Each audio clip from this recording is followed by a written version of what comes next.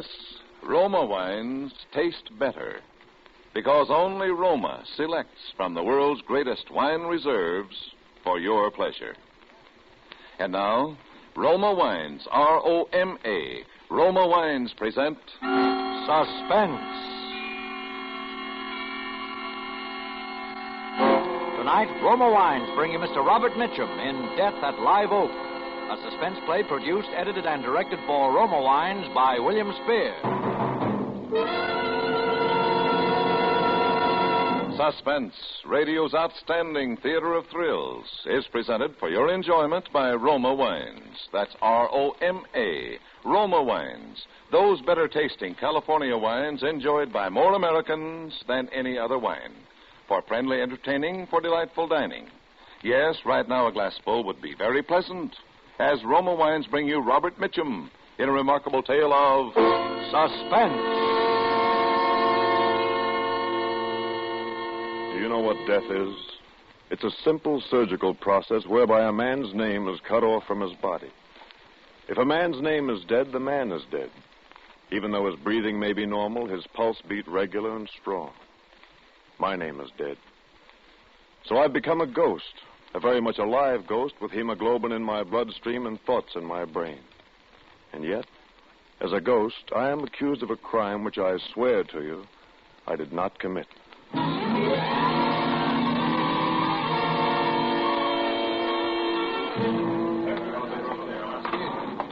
up. Name your floors, please. Seven, please. I had just finished a rather harrowing day with my attorney, and I wanted a few moments' relaxation at the Sky Room before driving home to Palo Alto. As I stood in the elevator, I was conscious of someone staring at me. A girl, wearing an orchid which had been completely crushed against the shoulder of her mink coat. She was young, early 20s, I'd say, a sort of face which I find peculiarly attractive. Lean, tanned. She stood perhaps 3 feet away from me in the elevator. Her eyes stared steadily into mine. I glanced away, then looked back again. She was still staring at me. Then she stepped over close to me. Going up. What are you doing here? I beg your pardon. Why did you follow me? You know I didn't want to see you. I think you've mistaken me for someone else. 21st floor. You're Rex Melville. No, my name is Sutherland. Oh, I'm so sorry. You look exactly like... Oh, please, forgive me. This is your floor, ma'am. Oh, thank you. Good night, Mr. Sutherland. Good night. Sky room, sir? Yes, the Sky Room. Thank you, sir.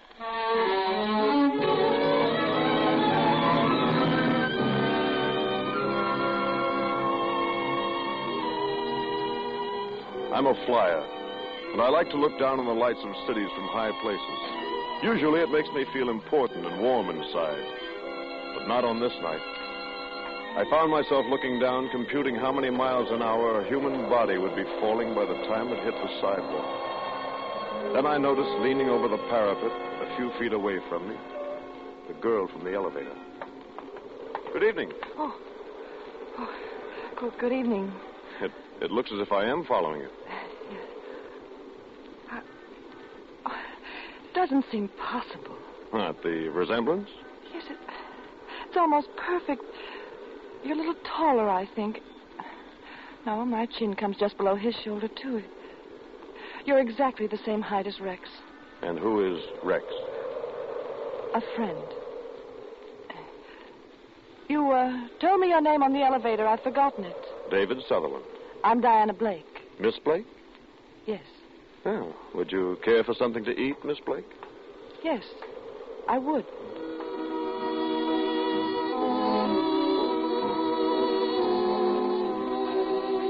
We had a rare bit, I think, and we talked about the customary subjects with the expected flippancy. She was beautiful, by every standard except the Flemish. There was a thrilling compactness about her. My mind floated through all sorts of conjectures, but Miss Blake bolted me back to reality. I lied to you. What? My name isn't Diana Blake. It's Mrs. Melville. Rex is not a friend. He's my husband. Oh, somewhat more than a friend. In this case, somewhat less. It's so incredible. So utterly incredible to sit across the table from someone who looks exactly like my husband and have a good time. Oh, better leave. He might find us here. Of course. Philippe? Yes, Monsieur Sutherland? Check, please. May I see you home? Oh, it's not necessary. I have a suite here in the hotel. Here is the check, sir. I'll sign it. May I borrow your pencil, Philippe? I'm deeply sorry, Monsieur Sutherland. What? I've been asked to tell you that... Now, look, I've been signing checks at the Sky Room for 5 years. Yes, Monsieur, but the accounting Please, department... don't hate me if I pay it. Oh, no, I couldn't possibly You allow... will find, David, that I am a woman of extremes. I've either a great deal or nothing. Right now, the only thing I have a great deal of is money. Philippe. Thank you, madame. Don't be angry, please. It's a small price for saving my life. Saving you? When you spoke to me out there on the parapet, I was getting ready to commit suicide.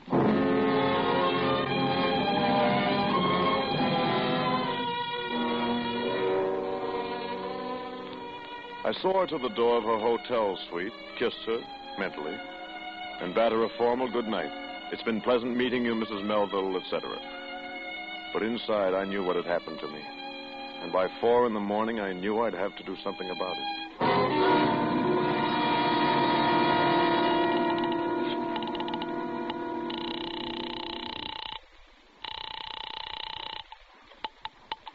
Market 500. I'd like to speak with Mrs. Melville. One moment, please. I'm sorry, sir. There is no Mrs. Melville registered here.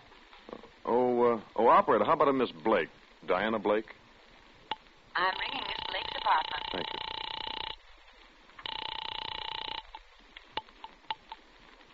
Hello? Forgive me for calling this late. David Sutherland. I wasn't asleep. I thought you'd call. I've got to see you. I know. As soon as possible. You see, it's 4:15. I'll meet you in the hotel lobby at... Oh, better make it an hour from now. Oh, no, not the lobby. There's a little coffee shop, Radnick's, around the corner on Post Street. I'll be there. 5:15.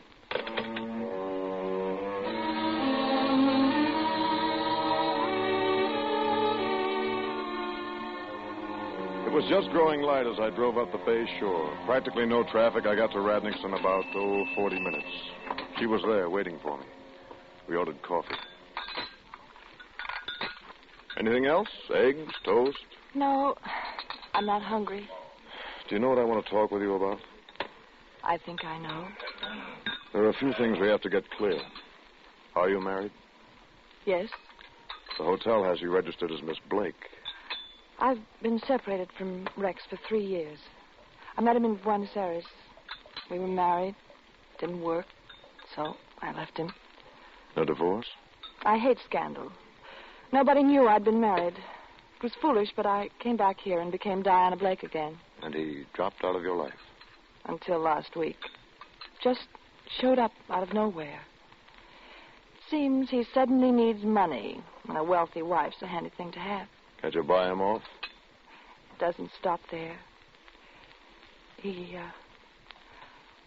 wants to live with me. I can't stand being in the same room with him. And he looks exactly like me. That's why I married him. He's very attractive. His appearance... But he's not a human being. And you'd rather kill yourself than live with him? Yes. Now listen to me. Raise your head. Listen to me. Yes. I'd rather die than go through what I have to do this week. You know the firm of Sutherland and Sons? The importers? I used to have a third interest in the company. But there have been some cagey stock manipulations by my dear cousins. I wound up with a safe deposit box full of waste paper. I may have to go through bankruptcy. Oh, I'm sorry. Now, look. We both considered suicide. That's no good. But what would happen if we both became... Husband and wife? Yes. What will happen to Rex? Rex is going to become the late David Sutherland. Oh, no. Now, look, I've thought it all out. I have some property up in the High Sierra, a summer house called Live Oak.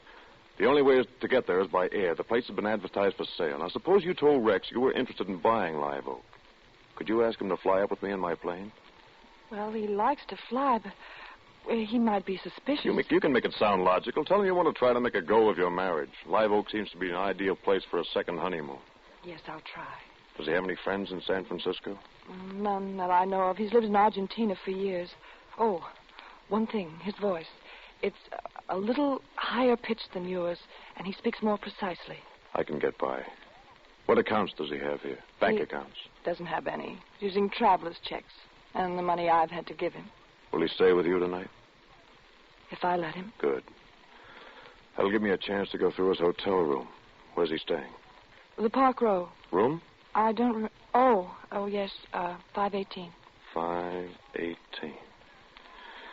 Now, tonight, Diana, you tell him about Live Oak. Say I'm a real estate broker, and make some remark about the resemblance. Yeah, all right. Tell him that tomorrow night is the only time I can fly him up to the summer house. I'll meet him at the Palo Alto airport at 9 o'clock. In the evening? The air is smoother at night. Can you land at Live Oak after dark? No, Diana. But Mr. Melville will never land anywhere alive. For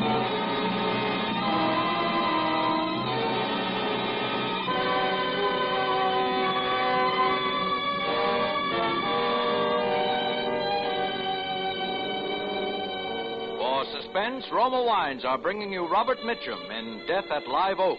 Roma Wines' presentation tonight in radio's outstanding theater of thrills, Suspense.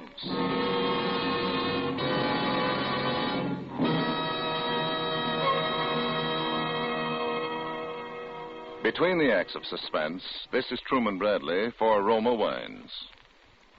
When you share Roma wine with family or friends, you enjoy fuller bouquet, richer body, and better taste. Yes, Roma wine gives you more enjoyment for your money, an extra dividend of taste pleasure in every sip. To make absolutely sure that Roma wines taste better, Roma selects from California's choicest grapes. Then, with centuries-old skill and wine-making resources unmatched in America, Roma master vintners guide this grape treasure unhurriedly to tempting taste perfection. These choice wines are placed with mellow Roma wines of years before. And from these reserves, the world's greatest reserves of fine wines, Roma later selects for your pleasure. Tomorrow night with dinner, enjoy the superiority, the better taste of Roma California Burgundy or Sauterne. Discover for yourself why more Americans enjoy Roma than any other wine. That's R-O-M-A, Roma, your best buy in good taste. And now, Roma Wines bring back to our Hollywood soundstage Robert Mitchum as David Sutherland, with Mary Jane Croft as Diana Blake in Death at Live Oak, a tale well calculated to keep you in suspense.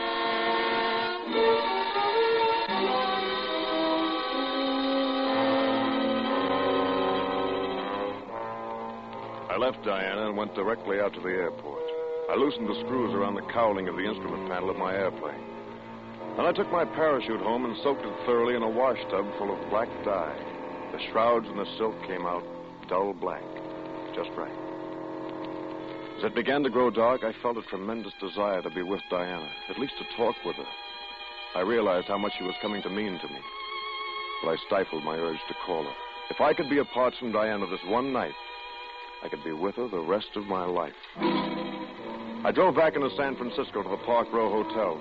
As I walked in, I turned my hat brim down in the way Diana had told me Rex Melville wore his. I prepared to speak more precisely to try out my impersonation of the man I was about to murder. Good evening, Mr. Melville. Good evening. May I have the key to 518, please? Certainly, Mr. Melville. You weren't gone very long, sir? No, not long. Is there any mail in my box? Well, I just gave you your mail, sir, when you went out. Oh, of course. I'd forgotten. Thank you.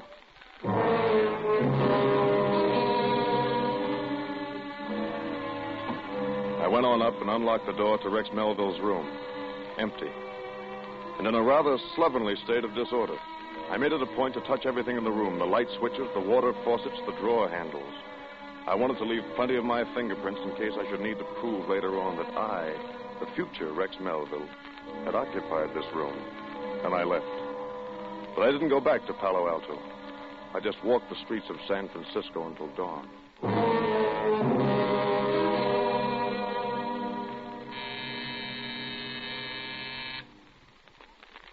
Who is it? David. Just a moment. Oh, Diana. Oh, David. I thought the morning would never come. Rex just left a few seconds ago. I know. I've been watching for him outside. He didn't see you? No. How is it? How about tonight? Well, all set. It wasn't easy, but I convinced him. He'll meet you at the Palo Alto airport at 9. Perfect. I took his billfold out of his coat pocket. Here. His signature's on the traveler's check. Good. This is just what I needed. Oh, David. When will it be over? Before midnight. I'll be back with you by this time tomorrow morning. Be careful. Do you know something? I've never kissed you. Oh, my darling. Forgive me. I didn't blot my lipstick. Who could that be? Rex. Hide the billfold. Yes? Who is it? Let me in, will you? I forgot something. Just a moment. I left my wallet. Well, hello. This is the real estate man I told you about. My name is Sutherland. You're right, honey. He's a dead ringer for me. Yes. I understand we're taking a little trip tonight. Yeah, say, you make a business calls pretty early in the morning, don't you, Mr. Sutherland? He stopped in to find out about tonight. I was just leaving. Good. Now, what about the wallet, honey? It's not here. You sure? If I find it, I'll call you. All right. Say, why don't we ride down in the elevator together, Mr. Sutherland? You can tell me something about this place at Live Oak. Oh, but Rex... I'll be glad to. Goodbye, Mrs. Melville. I'll see you later, honey. Goodbye.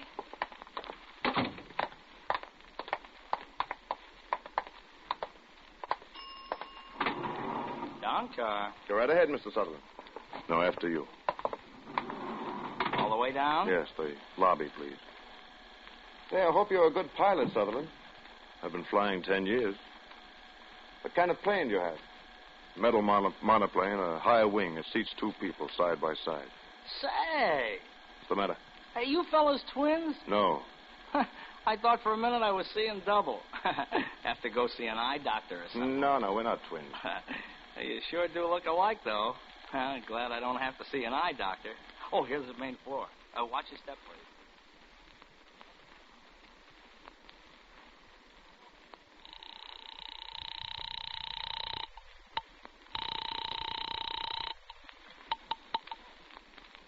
Hello? Hello, Diana. Yes. Listen, we're in bad trouble. What's wrong? The elevator boy. He noticed how much we look alike. Which car was it? The end elevator, the one nearest your door. I can take care of it, David. Don't worry.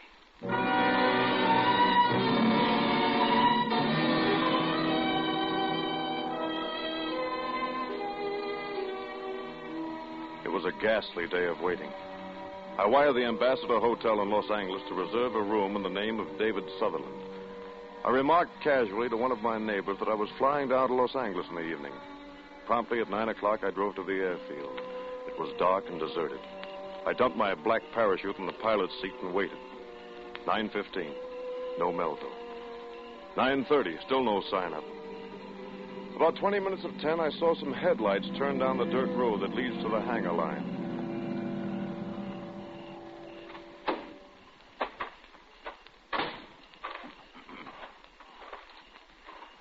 Is that you, Sutherland? I've been waiting for you. Well, I'm sorry to be late. I was delayed in town. You all set to go? All set.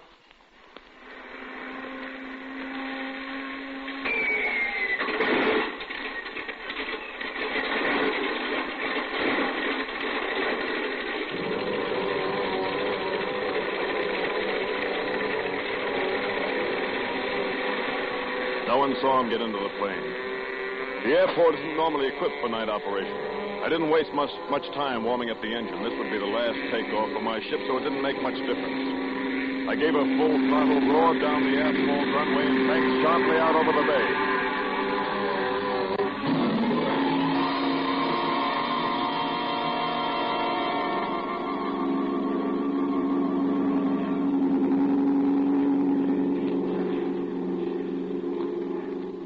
Sort of pretty up here. Yes, very. How long will it take us to get to Live Oak? Not long. Excuse me, I have to make a radio call.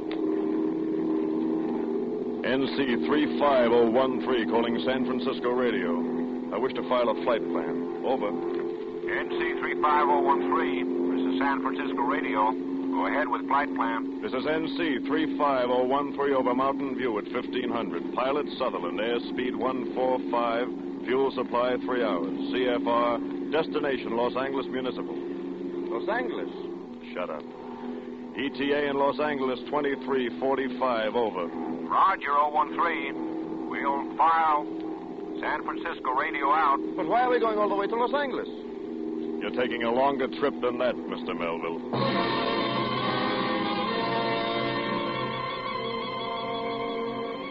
I grasped the loose cowling from my instrument panel and swung it squarely against his head. He fell forward against the seat belt. There was no blood. The bruise on his face was exactly where the cowling might strike him if an accident drew him forward against it. Quickly, I screwed the cowling back in place, and then I set about exchanging clothes with my unconscious passenger. It was difficult in the cramped cabin, and I had to watch my flight control. I propped Melville into the pilot's seat and buckled his safety belt. Then I strapped on my own parachute and trimmed the ship nose down. As it started to pick up speed in a steep dive, I shoved open the cabin door and leaped.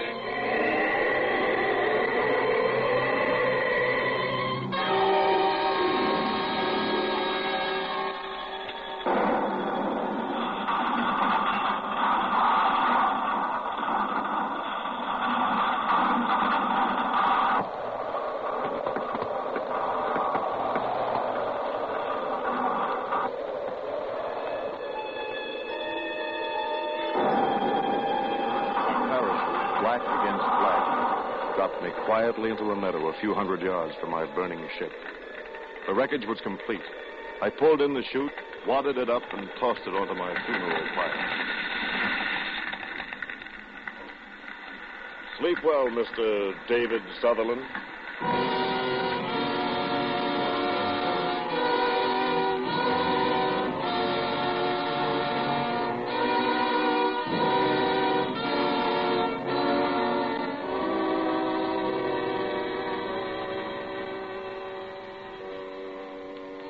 My plane had rammed the wild wilderness on the lowest slope of Mount Hamilton. I struck out on foot for the road which I knew from my maps, ran down the mountain from Lick Observatory to San Jose. As I walked along in the moonless night, I felt free. For the first time in many months, no more debts, no more threats of bankruptcy, no more scavenging attorneys. From San Jose, I took the bus back to Palo Alto, keeping as inconspicuous as possible. At the airport, I got into Rex Melville's car. No, it was my car. I was Rex Melville now. It was just getting light as I drove up Bayshore Boulevard. I went into a pay phone booth to call her and tell her everything was all right.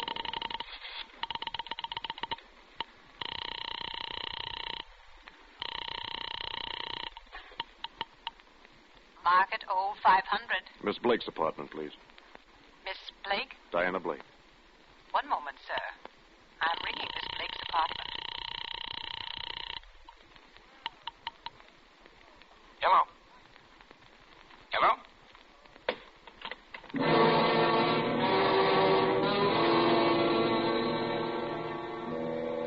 Why should a man's voice answer in Diana's room? I went straight to the Park Road. The same clerk was on duty who had called me Mr. Melville the night before.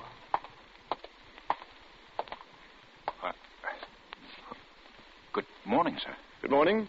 The key to 518, please. Yes. Yes, Mr. Melville.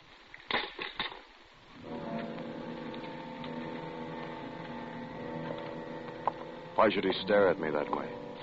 Everything had gone according to plan. What had I done wrong? Hello. I must have the wrong room. No. This is the right room, 518. Come in. I've been waiting for you, although we really didn't expect you to come back here. What do you want to see me about? Well, there's a little matter of murder. You must have the wrong person. My name is Melville. Rex Melville. Yes. Mm-hmm. This your billfold? Yes, that's mine. There's my name on it, Rex Melville. Well, you ought to be more careful where you leave it. Why, where did you find this wallet? Now we want to get a few things straight. Harry, find the elevator boy and have him come in. Right. Now, about this Miss Blake, what was your relationship with her? Girlfriend? No, she was my wife. Oh? We were married in Argentina 3 years ago. Well, Mr. Melville, if this woman was your wife, why did she use the name of Miss Blake? We'd been separated. Oh, I see. Did you want to see me, sir? Yes. I want you to take a good look at this gentleman and tell me if he's ever ridden on your elevator. I took him down last night from the 21st floor. He was in an awful hurry and sort of nervous. It was just before 9 o'clock. I remember because I go off duty at 9. No. It was someone else. I was in Palo Alto at 9 last night. What is this, anyway? Look at him very carefully, son. You're sure this is the man you took down from the 21st floor? He's even wearing the same suit. I demand to know it right. Don't you remember, Melville? Last night, sometime between 8:15 and 5 minutes of 9, you murdered Diana Blake.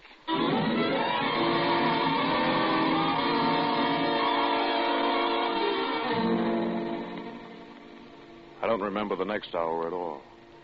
But I heard myself saying, "There's another man. He looks exactly like me. He must have killed her." Oh, a sort of Mr. Hyde character? No, another person. Elevator boy, you saw us together in your car yesterday morning.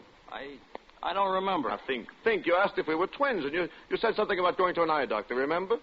No, I don't remember. He's lying. Diana bribed him not to tell. Why should she have bribed him? Because I'm not Rex Melville. My name is David Sutherland. I live at 18016 Willow Road, Palo Alto. I didn't kill her, I tell you. I loved her.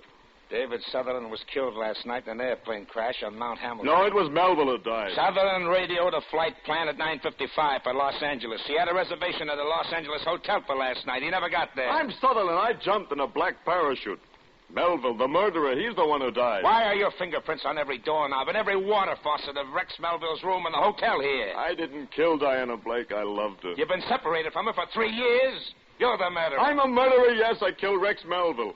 But not Diana. I didn't kill Diana.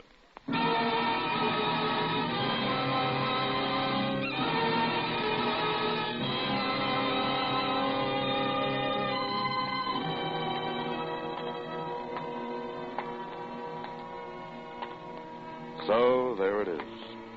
Now you know what can happen when a man's name is severed from his body.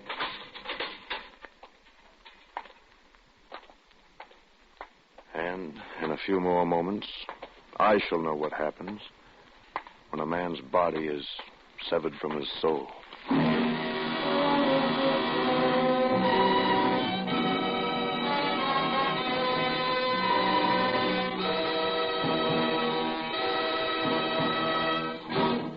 Suspense. Presented by Roma Wines, R-O-M-A, Roma, America's favorite wines.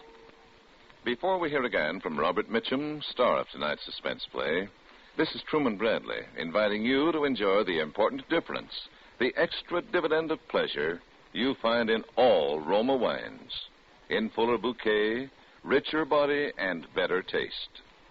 Yes, Roma wines taste better because Roma, and only Roma, selects for better taste from the world's greatest wine reserves. That's why more Americans enjoy Roma than any other wine. Enjoy the better taste of Roma California Burgundy with your dinner tomorrow. Insist on Roma wines. R-O-M-A, Roma, a premium wine in everything but price. And now, Robert Mitchum. Ladies and gentlemen, it's been a great pleasure appearing for you on Suspense. I hope you enjoyed it as much as I did. I know you'll like next week's Suspense show when Roma Wines brings you Virginia Bruce in a very unusual play about a lonely woman who unknowingly invites murder into her home. I'll see you soon. Thank you. Good night. Robert Mitchum will soon be seen in RKO's Crossfire with Robert Young and Bob Ryan. Tonight's suspense story was written by Robert E. Lee and E. Jack Newman. Next Thursday, same time, you will hear Miss Virginia Bruce as star of Suspense. Produced and directed by William Spear for the Roma Wine Company of Fresno, California.